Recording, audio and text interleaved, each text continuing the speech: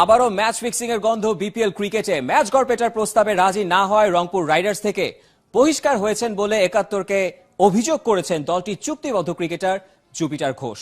শুধু অভিযোগই না, ওর কাছে প্রমাণও আছে নাকি যথেষ্ট। ম্যানেজার সারওয়ার হোসেনের দাবি দলের শৃঙ্খলা ভঙ্গ করেছিল জুপিটার। তবে রহস্য দানা বেঁধেছে একটা ফোন আলাপ নিয়ে। শুনুন শামসুল আরিফিনের কাছ থেকে।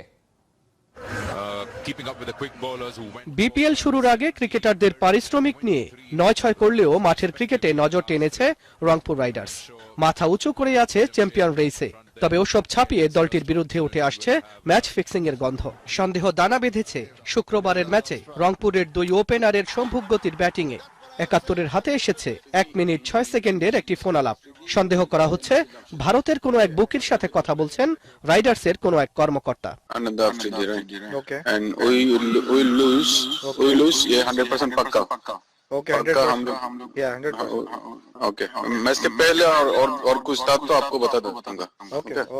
ঘটনা ওখানেই শেষ নয়। রংপুর রাইডার্সের ক্রিকেটার জুপিটার ঘোষের অভিযোগ, তাকে অনৈতিক প্রস্তাব নাকি দেওয়া হয়েছিল।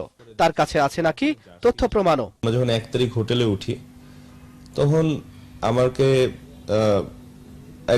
আমাদের দলের যে ম্যানেজার উনি আমাকে একটা প্রস্তাব দিয়েছিলেন যে আমি কিছু অনৈতিক কাজ করতে পারবো কিনা, বাট সেটাতে আমি রাজি হইনি। রাইডার্স ম্যানেজার সানোয়ার হোসেন টেলিফোনে জানিয়েছেন দলের শৃঙ্খলা ভঙ্গের জন্যই জুপিটারকে বহিষ্কার করা হয়েছে।